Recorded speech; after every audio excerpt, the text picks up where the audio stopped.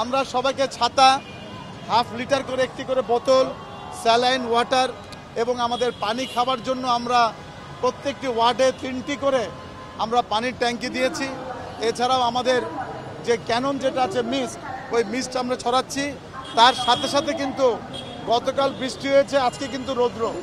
এটা ডেঙ্গু মশার জন্য একটা অত্যন্ত একটা সুবর্ণ ক্ষেত্র। একদিকে হলো রৌদ্র, বৃষ্টি রৌদ্র, আর একদিকে এডিস মশাজনক ক্ষেত্র। সুতরাং আমি সবাইকে অনুরোধ করব যে যার যার বাসা বাড়িতে স্বচ্ছ পানি যেখানে জমে থাকে সেখানে কিন্তু ইমিডিয়েটলি আজকের থেকে আপনাদের এলাকা পরিষ্কার করতে হবে। ইতিমধ্যে আমি আজকে একটি বাসায় 1 লক্ষ টাকা এবং আরেকটি রীতিমতো কিন্তু মামলা হয়েছে।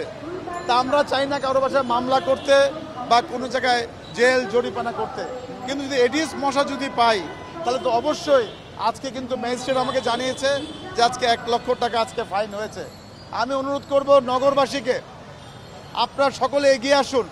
সিটি কর্পোরেশন একটার পক্ষে সম্ভব না। আমি যেই বাসায় আজকে গিয়েছি সেই বাসার পাশে সুন্দর ফেন্সিংয়ের মধ্যে সাংবাদিক ভাই বোনরাও দেখেছেন ওখানে এডিস মশার জন্ম হচ্ছে। আরেকটা বাসায় গিয়েছি তার বাড়ির ছাদের মধ্যে ভর্তি এডিস মশা।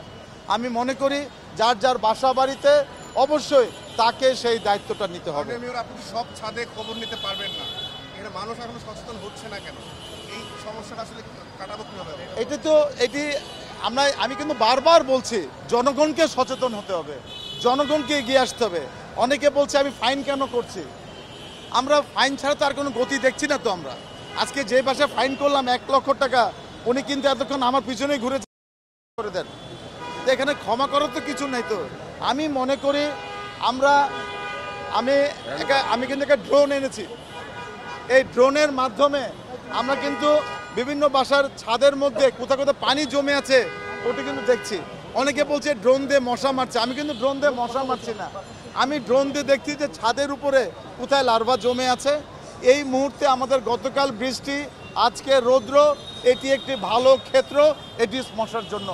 আমি অনুরোধ করব সকল নগরবাসীকে 3 দিনে 1 দিন জমা পানি ফেলে দিন, 3 দিনে 1 দিন জমা পানি ফেলে দিন। এটি ছাড়া কিন্তু আর কোনো বিকল্প নাই।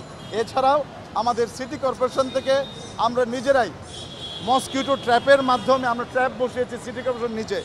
অন্যান্য সময় স্বাস্থ্য অধিদপ্তর থেকে আমাদেরকে তথ্য দেয়, কিন্তু এবারটা আমরা তার আগেই নিজেরা ট্র্যাপ বসিয়ে আমরা এন্ট্রামোলিস্টের মাধ্যমে কোন কোন এলাকাতে বেশি ঘনত্ব আমরা সেই ধরনের একটা অভিযান আমরা শুরু করেছি।